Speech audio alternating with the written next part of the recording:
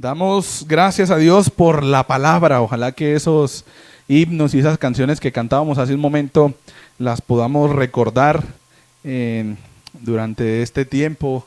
De pronto que vamos a tener de descanso de dos domingos, de los próximos dos que siguen. Entonces, para que estemos recordando esa canción de Tu Palabra y la podamos, cuando regresemos, cantar una vez más. Este año hemos aprendido bastantes canciones. La intención es que sigamos aprendiendo más, pero que también recordemos las que hemos aprendido. Entonces, Efesios capítulo 6, versículo 17, es el único versículo que vamos a estar leyendo en este momento todos juntos. Y vamos a estar culminando esta serie sobre la armadura de Dios. No sé si usted había visto esta serie o este pasaje de la armadura de Dios como lo hemos tratado de hacer en esta ocasión, de ir uno por uno, mirando si se puede explicar de la mejor manera cuál era cada uno de ellos. Vamos a leer el versículo 17 a una sola voz. Y espero que ustedes me puedan acompañar, los hermanos que están allá desde sus casas también. Versículo 17 de Efesios 6. ¿Estamos ahí? Efesios capítulo 6, versículo 17, a la voz de 3. 2, 3. Y tomad el yelmo de la salvación y la espada del Espíritu, que es la palabra de Dios. Ese es el pasaje que vamos a estar estudiando y el último que vamos a estar viendo acerca de la armadura de Dios. Bien, la palabra del Señor en esta ocasión la muestra como la espada del Espíritu. Y luego dice que es la palabra de Dios. Esa es la última parte de la armadura de Dios, y curiosamente, siendo la última parte de la armadura de Dios, es la única que es para la ofensa o para el ataque. Si miramos acá, el resto de las que tenemos ahí son para la defensa, ¿no? Para la protección, el cinturón de la verdad, que Milton nos estaba compartiendo acerca de eso, ¿no? Fue la primera que hicimos, la coraza de justicia, el calzado de la paz, el escudo de la fe, que lo vimos cuando estábamos haciendo los bautizos en Andalucía. El domingo pasado estuvo Milton enseñándonos acerca del casco de la salvación o del yelmo de la salvación, y hoy estaremos hablando acerca de la espada del Espíritu. De todas esas, la única con la intención de atacar, la única con la intención de ocasionar algún efecto en la otra persona. Las demás con la intención de aguantar, de quedarse ahí aguantando lo que venga. Y leíamos al principio, cuando veíamos sobre la estrategia, que tenemos tres enemigos. Son Satanás, sus entes espirituales o los que están con él, y el sistema, lo que nos rodea, lo que está alrededor nuestro, que también está en contra de lo que somos como hijos de Dios. Y en esta ocasión, hablando de la espada del Espíritu, estaremos viendo que la espada del Espíritu es la palabra de Dios, no los pensamientos u opiniones de los hombres. Muchos hoy en día parecen no saber dónde hallar la espada y están luchando sin arma la batalla espiritual en la que nos encontramos. Y es por eso que a veces notamos en los estados de los hermanos frases que no son palabra de Dios y que de alguna manera se le atribuyen a la palabra de Dios. Y Xiomara nos decía, ¿no?, de algunos, ¿no?, de que con los adolescentes también estuvieron viendo ese tipo de frases o refranes que se le atribuyen a la palabra de Dios para que el hombre se sienta más cómodo, ¿no? Y ahí hay una serie de pronto de palabras que el que madruga, Dios le ayuda. Que como dice, y he escuchado hermanos que dicen, como dicen la palabra de Dios, es que al que madruga, Dios le ayuda. Al que madruga, Dios le ayuda. Segunda de qué, segunda de quién sabe qué revelación del hermano y qué capítulo será, pero en la palabra de Dios no aparece ese tipo de refranes. Y así hay otros cuantos, ¿no? Así hay otros cuantos que también a veces se le atribuyen a la palabra de Dios. No sé si te recuerdan alguno que por ahí haya, así como que se dice, Dios aprieta pero no ahorca. Las mejores batallas a sus mejores guerreros. Dios da las mejores batallas a sus mejores guerreros. Eso no es palabra de Dios. Eso no está en la palabra de Dios, y ni siquiera podríamos decir, bueno, el Señor de pronto eso lo quiso decir en esto que Pablo dijo, o esa es la idea o la interpretación. No, ni siquiera podemos pensar en esto. De todas las partes de la armadura de Dios, solamente hay una que es para atacar y es la palabra de Dios. Pero curiosamente también los cristianos, a muchos de ellos les gusta atacar, pero nunca lo hacen con la palabra de Dios, lo hacen con sus pensamiento, lo hacen con lo que ellos creen que es lo que correcto, lo que se debe atacar, lo que se debe defender. Hermano, pero es que usted mire cómo está haciendo esto. Y hay algo que quiero que de pronto estemos pensando, y es cuando nosotros quizá vamos a aconsejar a algún hermano o a alguna persona, lo que nosotros como hijos de Dios debemos usar es la palabra de Dios. Y a veces en algún tipo de consejería lo que vemos es, hermano, es que cuando yo pasé por eso, y cuando yo hice eso, y cuando yo hice aquello, y yo me acuerdo, y yo pasé también por lo mismo, y yo hice esto, y yo hice lo otro, y usted también debe tratar de hacer. No, esa consejería, y se ve en la iglesia, no es la que el Señor manda a hacer. Dice que es la Escritura la que es inspirada por Dios y útil. Y ahí menciona las 4 cosas, ¿no? Para enseñar, para redarguir, para corregir y para instruir en justicia. Esa es la única palabra de Dios que es útil para aconsejar al hermano. Si en su momento de aconsejar a un hermano o a un cercano o a un vecino no hay palabra de Dios, téngalo por seguro que ese consejo se va a perder. Porque la persona lo va a ver a usted como el que se está colocando como el lugar, el que lo hizo bien, el que lo logró, el que lo hizo, y eso nos aleja en lugar de acercarnos a la persona que necesita consejo. Pero cuando usted le dice, es la palabra de Dios lo que hace esto, usted está dando la oportunidad a la persona de saber que es Dios el que está diciendo eso, no es usted. Y además de eso, la palabra tiene ese efecto espiritual que no sabemos cómo se hace efectiva en la persona que está escuchando. Algo se le quedó, y veíamos ahorita el pasaje, ¿no? Isaías 55:11, diciendo el Señor, la palabra que yo doy, la doy, pero esa no regresará a mí vacía, porque se cumplirá lo que yo mando a hacer. Tendrá que hacer, y eso es lo que hace el efecto en la persona que nosotros estamos aconsejando. Entonces tengamos cuidado cuando nosotros aconsejamos a alguna persona de ponernos a nosotros como el ejemplo a seguir, porque el que debe ser el ejemplo a seguir es Cristo. Ahora, si usted se siente como Cristo, póngase usted como ejemplo a seguir, porque Pablo lo hizo. Pablo dijo, síganme a mí, porque yo sigo a Cristo. Pablo, mírenme a mí como ejemplo, o sigan mi ejemplo, pero porque Pablo estaba seguro de que su ejemplo era tomado directamente de Cristo. Entonces, tratemos muchas veces, o la mayoría de las veces, o todas en lo posible, de siempre incluir un versículo. Y yo sé que ustedes lo tienen en su mente, así sea parafraseado, esa es palabra de Dios. Y esa palabra llegará a la mente y al corazón de las personas que quizá estamos aconsejando. Pero si nosotros estamos aconsejando con frases motivacionales, ahí no hay consejo. Ahí no hay consejo de parte de Dios. Ahí hay un alivio para la persona porque se siente como bien, pero no hay algo que lo ayude a salir de su dificultad. Y en esta mañana, hablando de la palabra de Dios, de la espada, estaremos viendo 2 puntos. Y el primero de ellos que quiero que estemos resaltando es que esa espada Jesús la usó. Jesús usó la palabra de Dios como su espada. Y lo hizo nada más y nada menos que ante las acechanzas de Satanás. Y recuerde que Efesios 6 al principio nos dice, ¿no? Para que podáis soportar y estar firme ante las acechanzas del diablo. Jesús lo hizo. Y la manera en que lo hizo fue atacando a través de la palabra de Dios. Y vamos a ir a Mateo capítulo 4, versículo 1 al 11. Y vamos a mirar por un momento esta característica o este pasaje de cómo nos habla acerca de cómo Jesús usó la palabra como su arma, cómo el Señor usó la palabra como su espada y cómo nos dejó ese ejemplo a seguir. Estamos ahí en Mateo 4, 1 al 11. Tenemos ahí el pasaje insignia acerca de la tentación de Jesús, de la tentación de Satanás para el Señor. Y si notamos, tiene un grado en el que va aumentando y va aumentando la tentación. ¿En dónde estaba Jesús? Había pasado después de ¿qué?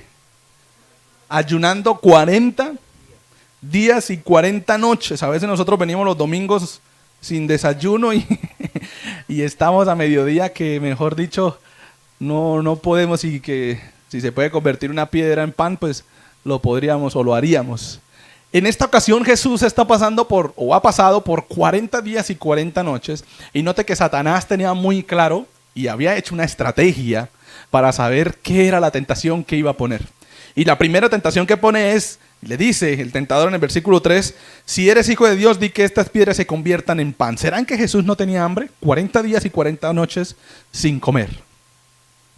Satanás sabía en dónde atacar. Satanás sabía por dónde ir. Satanás sabía, aquí esto fijo. Aquí es esto fijo que va a caer porque tiene que tener mucha hambre. Son 40 días y 40 noches. Y note que ahí el mismo Satanás está reconociendo que esa persona era 100% Dios, pero también 100% hombre. Y ahí estamos viendo una apología bonita de cómo Dios, Jesús, el mismo Satanás, con cómo lo tienta y cómo lo trata de hacer caer, da testimonio de que esa persona no era un hombre cualquiera, de que esa persona no era cualquier persona que iba a existir, como muchos creen, que es un profeta, sino que el mismo Satanás está reconociendo, este hombre es Dios, y a ese es el que tengo que atacar, a ese es el que tengo que hacer caer. Y la primera tentación va de acuerdo a lo que él estaba viviendo en ese momento, a la necesidad que tenía, era alimentarse, y le dice, convierta estas piedras en pan. Y la primera respuesta del Señor es tajante y dice, escrito está, no solo de pan vivirá el hombre, sino de toda palabra que sale de la boca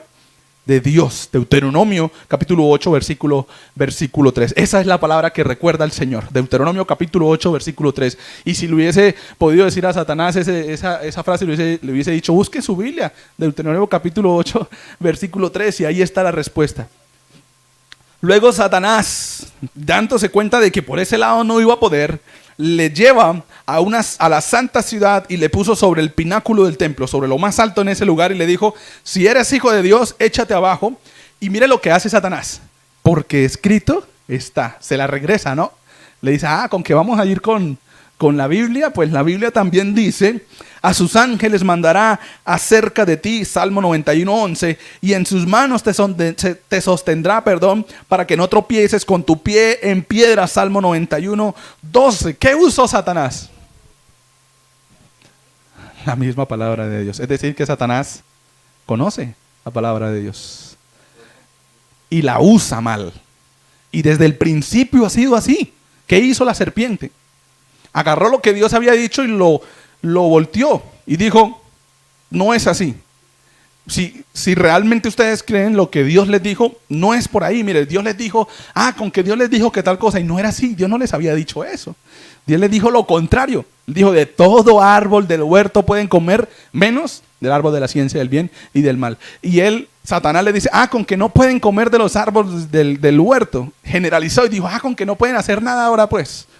Con que el Señor les dijo, estaba usando la palabra de Dios. Y ahora aquí vuelve y lo hace Satanás y le dice, pues también está escrito, usted que me está hablando con la Biblia, también está escrito que a sus ángeles mandará y que en sus manos te sostendrá, y recita el Salmo 91:11 y 12. Pero Jesús le responde de la misma manera, escrito está también, no tentarás al Señor tu Dios. Las dos cosas estaban escritas o están escritas. Las dos cosas están escritas, pero ¿cuál es más sobre la otra?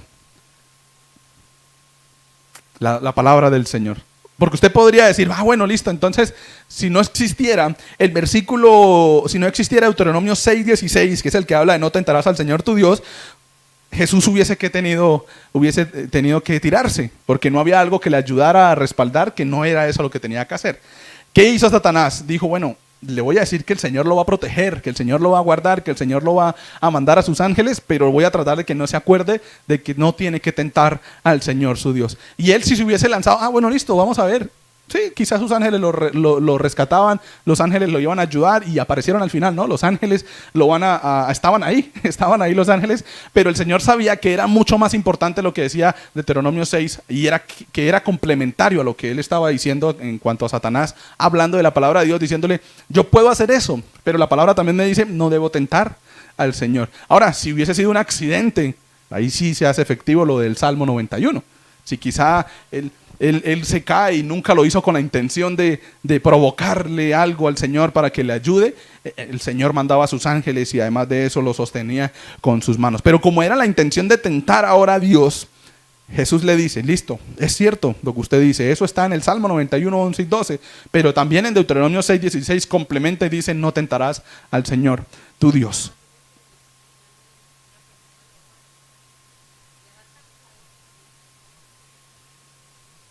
Y eso es lo que pasa cuando a veces llegan a nuestra puerta a tocar algunos grupos religiosos. Ellos usan la palabra de Dios, pero la usan mal. La usan para su beneficio. Muchos de ellos la usan para atraer personas. Y eso es pecado. Esa es la misma labor que hizo Satanás. Usó la palabra para atraer un beneficio hacia él, para decir, me sirvió, me obedeció, hizo lo que yo le dije que tenía que hacer. Y cuando llegan a veces a la puerta del cristiano, el cristiano tiene que estar como el Señor, con la palabra, listo, preparado, pero también está escrito esta cosa. Busque también en su Biblia qué dice tal pasaje. Y llega y a veces nosotros somos como, sí. Y después entramos y como que se quedan las personas, los hermanos pensando, oiga, sí, tampoco son como tan malos, ¿no? Pues, al fin y al cabo como que hablan la palabra y usan lo mismo. Obviamente lo que van a mostrar es lo que a la persona le agrada, lo que van a mostrar es lo que la persona está buscando y lo que a la persona le convence. Y fue lo mismo que hizo Satanás. A Adán y Eva le mostró una fruta agradable. Le mostró, vean, no es eso, lo que van a hacer es que sus ojos serán abiertos. Eso era agradable para Adán y Eva. Serán como Dios. Eso era agradable para ellos, ¿no?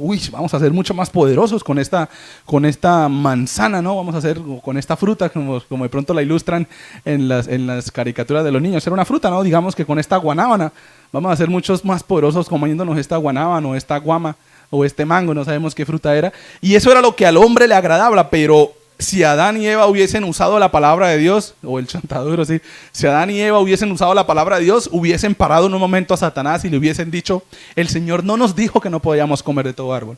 El Señor nos dijo que podíamos comer de todo, menos de esto. Y las bendiciones son 3,000 árboles o 3,000 formas de frutas que puedan existir, o 3 millones, o que yo no sé cuántas existían en ese momento, y solo una no podíamos hacer. Pero como no había en sus corazones la necesidad y también la urgencia de poner la palabra de Dios delante de Satanás, pues se dejaron llevar. Y mire que desde el principio la palabra de Dios ha estado. De su palabra salió lo que hoy conocemos como creación. Y dijo Dios, ¿no?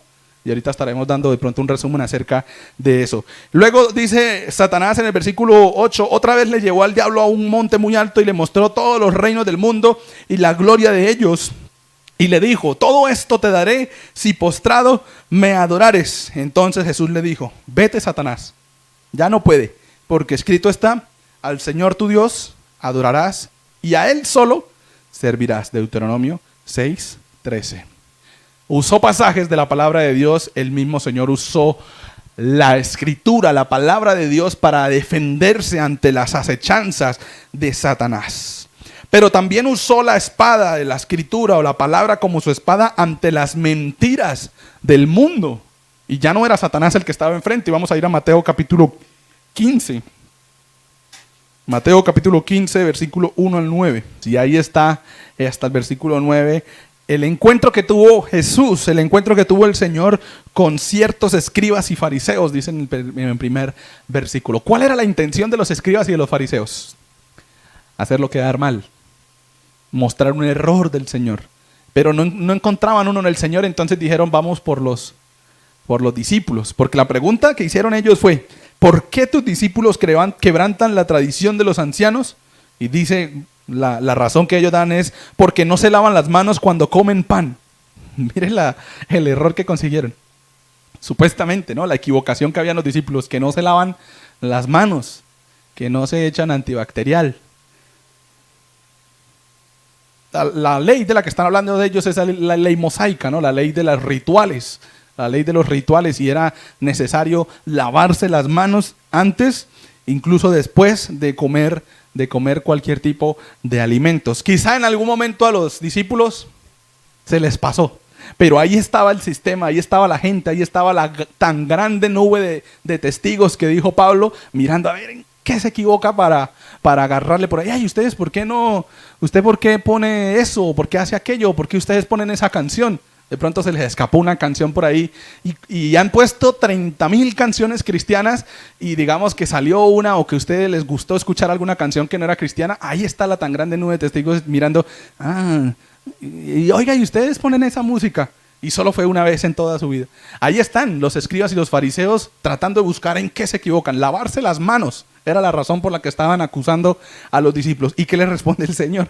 El Señor les responde en el versículo 3, ¿por qué también vosotros quebrantáis el mandamiento de Dios por vuestra tradición? La misma pregunta. Les dice, porque Dios mandó diciendo, honra a tu padre y a tu madre, y el que maldiga al padre o a la madre muera irremisiblemente. O sea, no tiene vuelta atrás. El que maldiga a su papá o a su mamá tiene que morir irremisiblemente. Hay que matarlo, hay que apedrearlo, hay que ponerlo en el parque y tirarle piedra, porque eso es lo que la ley mandaba. Y dice, pero vosotros decís, cualquiera que diga a su padre o a su madre, es mi ofrenda a Dios todo aquello con que pudiera ayudarte, ya no ha de honrar a su padre o a su madre. Así habéis invalidado el mandamiento de Dios por vuestra tradición. ¿Qué es lo que está diciendo el Señor? Ustedes están mezclando dos cosas. El mandamiento es honrar a padre y madre, y hay otra cosa que se llama el servicio a los papás.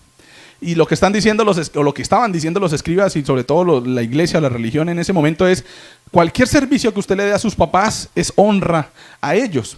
Entonces no, cualquier cosa liviana usted puede dársela y listo, ya usted salió de esa responsabilidad de tener que honrar a padre y madre. Entonces usted puede pasarle 20,000 pesos mensuales y ya usted honró a padre y madre. Pero el pasaje no estaba hablando de honrarlo, de hacer algo a favor del padre y madre. El pasaje está hablando, y mire que la contradicción es el que maldiga a padre o a la madre, es decir, el que haga algo en contra de su papá. No se trata de darle dinero, no se trata de ayudarle con algo, porque eso son cosas que se deben hacer, con todos, con el prójimo, ¿no? Está hablando de honrar a padre y madre, y eso va mucho más allá de cualquier tipo de servicio. Pero la iglesia, la tradición está diciendo, haga cualquier cosa con su papá o con su mamá, y ya usted solucionó ese reglamento de honrar a padre y madre. Si vemos los dos reglamentos que se están colocando, ¿cuál es más grave? El de dejar a honrar a padre y madre. O sea, usted podía pasarle 20,000 pesos a su papá mensualmente y hablar mal de ellos y maldecirlos.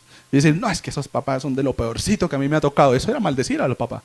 Pero como ya le pasó algo y ya hizo algo, pues ya como que se alivianó de la carga y de la responsabilidad y ya no va a morir irremisiblemente. ¿Y cuál era la que le estaban diciendo a los discípulos? Que no se lavaban las manos antes de comerse un pan. Y el Señor le responde con la palabra de Dios por primera vez. Y luego después les dice, hipócritas, bien profetizó de vosotros Isaías. Vuelve otra vez a usar la palabra de Dios y les dice, este pueblo de labios me honra, mas su corazón está lejos de mí. Se preocupan por lavarse las manos antes de comer el pan, pero no se preocupan por honrar a padre y a madre. Pues en vano me honran, enseñando como doctrinas mandamientos de hombres. Y ahí está el error de muchas iglesias o de muchas religiones en esta actualidad en la que vivimos.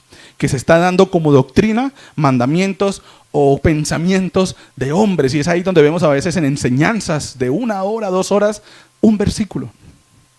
Y al resto es historia de la persona. O frases bonitas. O instrucciones que gustan. O gritos, o aleluyas. Estas semanas atrás, no sé en dónde estábamos, en Andalucía, Melissa, o por acá, en el parque. En algún parque íbamos en la moto y había como una campaña de alguna iglesia. Era acá. Y había como una campaña de la iglesia, entonces estaban hablando de X tema. El predicador estaba hablando de X tema, no sé, de los jóvenes, y no estoy mal, era hablando de los jóvenes que se pierden, que no sé cómo, que están en la drogadicción, y la iglesia respondía, aleluya, gloria a Dios. La iglesia no estaba pendiente de lo que el que estaba hablando les estaba diciendo. Y estaba diciendo cualquier cosa y a veces la iglesia respondía, gloria a Dios, aleluya, pero no tenía por qué decir gloria a Dios, aleluya, o amén. Es porque no tienen claro realmente lo que es la palabra de Dios. Y están pensando en simplemente hacer un ruido o hacer una bulla y no realmente interiorizando lo que la persona que está allá les está diciendo. Ya lo han vuelto tradición el decir aleluya, gloria a Dios. Y fue lo que hicieron estos fariseos y esos escribas, ¿no? La tradición por encima del mandamiento de Dios. Entrégale cualquier cosita y como tradición y ya listo, con eso usted se salvó de honrar a padre y madre. Y eso lo vemos mucho en las iglesias o en las religiones en las cuales nos encontramos en esta época en la que estamos. El primer pasaje que usa el Señor es Éxodo 20:12. Y el segundo pasaje que usa el Señor es Isaías 29:13. Usa la palabra de Dios para defenderse o para atacar las mentiras del mundo. La religión lo estaba atacando a él y a sus discípulos por no lavarse las manos antes de comer pan. Pero su comportamiento era mucho peor que no lavarse las manos antes de comer pan. Y aún así estaban mirando la paja que había en el ojo del otro y no la columna o la viga que habían en el ojo de ellos como escribas y como fariseos. 2 veces en las cuales el Señor usó, y muchas cuantas en las cuales el Señor usó la palabra para defenderse de las acechanzas de Satanás y de las mentiras del mundo.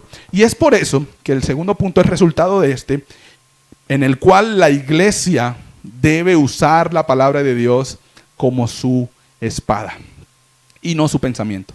Y no lo que dijo el gran filósofo y el gran teólogo. Y no lo que en alguna ocasión dijo el pastor aquel que estuvo por allá. O el chiste de este o el chiste del otro. Sino lo que debe estar es la palabra de Dios como nuestra espada. Usted quiere defenderse cuando quizá las personas lo estén haciendo quedar mal. No hay mejor espada que usar la palabra de Dios. Porque es la que es más cortante que toda espada de dos filos. Es esa la que va a hacer sentir mal a las personas que quizás están haciéndonos daño. Y no somos nosotros con nuestra palabrería. Porque podríamos decir la grosería más grande del mundo para, entre comillas, hacer sentir mal a la otra persona. Pero eso muchas veces no ocasiona nada en la otra persona. Porque está acostumbrada a escucharlas por todas partes. Pero podemos usar un solo pasaje de la palabra de Dios para decirle a la persona que eso que está haciendo está mal, y esa palabra de Dios se encargará de hacer efecto en la persona y darse cuenta de que lo que estaba haciendo estaba mal. La iglesia debe usar la palabra de Dios como su espada. En primer lugar, para dar testimonio. Filipenses 2, 15 al 16. ¿Alguien que nos pueda leer ese pasaje? Filipenses 2, 15 al 16. Bien, el primer versículo de Filipenses 2, el versículo 15 que leíamos hace un momento, nos dice que tenemos que ser irreprensibles, que somos luz, que somos luminares, que vamos a estar como ejemplo para todas las personas, que nos van a mirar, que para eso es que tenemos que estar. Y luego el versículo 16 dice, ¿cómo? Asidos de la palabra de vida. ¿Qué es asidos? No ácidos, asidos. ¿Cómo? Asidos, búsquenlo por ahí en Google si de pronto no lo tienen clara. ¿Hechos qué? ¿Capítulo qué? Asidos. No es de hechos, de acciones, de hechos ocasionados, no. Asidos de la palabra. Ajá, agarrados. Tenemos por ahí la definición, la tienen por ahí en el hombre Google que todo lo sabe. Asidos es de aferrarse, de agarrar algo de tal manera que usted está seguro que de ahí no se va a soltar, pero por nada del mundo. ¿Y de qué estamos hablando hoy? De la palabra de Dios, que es la espada del Espíritu. ¿Y la espada en dónde va? ¿Usted la agarra con los pies, la espada? Con las manos. Usted agarra una espada con las manos. Entonces, ¿cómo debe usted agarrar una espada? Como está diciendo en este pasaje 16, de la manera más firme, que usted no esté ahí como medio agarradito de la espada, y por eso a veces nos equivocamos con los pasajes, ¿no? Mezclamos como el Chapulín cuando iba a dar un refrán, ¿no? Que decía una parte de uno y otra de otro, y al final decía, bueno, esa es la idea, o algo así es lo que quería decirles. No, sino que usted como cristiano esté claro en qué es la palabra de Dios, y usted pueda decir realmente qué es la palabra de Dios, y no que usted esté diciendo de pronto, todas las cosas a los que aman a Dios, todas las cosas les ayudan a bien, porque el Señor da sus mejores guerras a sus mejores guerreros. Eso no es palabra de Dios, y ahí usted está medio agarrado de la palabra de Dios. Que usted tenga claro lo que dice: a los que aman a Dios todas las cosas les ayudan a bien, esto es, a los que conforme a su propósito son llamados. Ahí sí usted está bien agarrado de la palabra de Dios, porque usted está diciendo, sí, todas las cosas le ayudan a bien a sus hijos, no a todo el mundo. A los que conforme a su propósito son llamados, elegidos, escogidos, redimidos. A sus hijos, que son los que aman a Dios porque conocen lo que es el amor, porque Dios es amor, todas las cosas les ayudan a bien. Este no es un pasaje para todo el mundo, es un pasaje para la iglesia nada más. Para usted, para mí. ¿Qué dice asidos? Ajá, con la mano, mire, y estamos hablando de la palabra de la espada, que obviamente tiene que ir en nuestra mano. Cuando usted de pronto se tropieza y se va a caer, ¿qué es lo primero que usted hace para no golpearse? Las manos. Entonces, cuando usted sea tentado, así como el Señor fue, lo primero que usted debería poner es un versículo en su mente. Decir, oye, la palabra de Dios dice que si le pido con fe, todo lo que yo le pida, pues puede responder, pero tengo que pedirlo de la mejor manera. O qué sé yo, cualquier cosa que a usted se le venga, que lo primero que venga a su mente sea la palabra de Dios, y de esa manera haremos lo que dice Filipenses 2:15, seremos luminares, seremos identificados como luz, seremos identificados como ejemplo, seremos identificados como personas de buen testimonio. Y en este pasaje nos está diciendo, el buen testimonio no depende de las buenas acciones que usted haga. El buen testimonio depende de qué tan agarrados de la palabra de Dios están ustedes. Y estar agarrados es cumplirla también. Para dar testimonio, pero también para alentar a otros en todo tiempo. Y este pasaje yo creo que lo conocemos. 2 Timoteo 4:2. Y doctrina. Que instes, no que insistes. Que instes a tiempo y fuera de tiempo. Pero dice la primera parte dice que prediques ¿qué? La palabra, y empieza a decir todas esas cosas. Que instes con la palabra a tiempo y fuera de tiempo. Que redargullas, que reprendas, que exhortes con toda paciencia, y termina diciendo con doctrina, la palabra de Dios una vez más. Si usted realmente quiere alentar a otras personas, aconsejar a otra persona, use la palabra de Dios. Es la única viva y eficaz. Cuando habla de viva es que se mueve, que no está muerta, que hace la acción. Y cuando habla de eficaz es que nunca falla, que va a donde es el punto. Quizá usted no conoce la situación real de la persona y esa persona le está dando a usted un breve panorama de lo que está sufriendo. De pronto le está diciendo, no, es que me cuesta levantarme temprano. Pongamos un ejemplo, y estoy luchando con eso. Pero la raíz de todo eso puede ser que quizá en las noches no puede dormir porque está pensando en lo que tiene que hacer, o quizá en las noches está afanado o haciendo otras cosas que no debería hacer, y eso no lo conoce usted, pero eso sí lo conoce el Señor. Cuando usted usa la palabra de Dios, con cualquier pasaje que usted quiera motivar a la persona, esa palabra va a ir a lo que el Señor conoce de esa persona, a hacer efecto en esa palabra. Pero su consejo va a ir a lo que usted medio entendió de lo que la persona le estaba diciendo. Bueno, sí, su consejo va a ser ese: al que madruga Dios le ayuda. Entonces, mire que la palabra de Dios es la única que conoce, porque es la de Dios. El que todo lo ve, el que conoce cuál es la verdadera situación de la persona a la cual estamos aconsejando. Y es por eso la importancia de usar la palabra de Dios. Que cuando usted aconseja a alguien, dígale algún versículo, que ese versículo es el que va a ir allá a lo profundo, como espada más cortante que de 2 filos, y va a ir y penetrar y pasar por todas esas partes hasta donde llegue el punto que realmente necesita tratar esa persona. Pero su consejo ni siquiera va a atravesar la piel, porque va a entrar, como dice el dicho también, ¿no? Le va a entrar por pero le va a salir por el otro. Pero la palabra de Dios quizá entre por acá, va a hacer su trabajo adentro, sea como sea, porque es eficaz. Y quizás se le olvide, pero en algún momento dice que no volverá vacía, en algún momento hará el efecto. Pero cuando es la palabra de Dios, usamos la palabra de Dios como nuestra espada para dar testimonio. Que nos identifiquen como cristianos que usan la palabra de Dios, que predicamos la palabra de Dios. Y también alentamos a otros en todo tiempo con la palabra de Dios. No solamente cuando de pronto están dificultades, sino también cuando están bien los hermanos. Hay que usar la palabra de Dios. Y en tercer lugar, usamos la palabra de Dios como nuestra espada para evangelizar al incrédulo. No podemos pensar en evangelizar a las personas que no conocen al Señor sin mostrarles el evangelio, sin mostrarles a Cristo a través de la palabra. Es imposible que la persona pueda encontrar salvación si no realmente tiene ese contacto con la palabra de Dios. Hebreos 4:12. Es ella la que se encarga de ir allá a eso que tiene ese incrédulo que quizá está colocando como excusa para no acercarse al Señor, y tumbar cualquier concepto que haya en esa persona para no acercarse a Dios y decirle, no puedo hacer nada. Pero es la palabra, no es lo que nosotros podríamos decirle a esa persona. Para poder usar la palabra o la espada, creo que esa sí está ahí la frase, eso. Para poder usar la espada de la palabra, tenemos que conocerla. ¿Cómo podré defenderme de los ataques del enemigo si no conozco la palabra?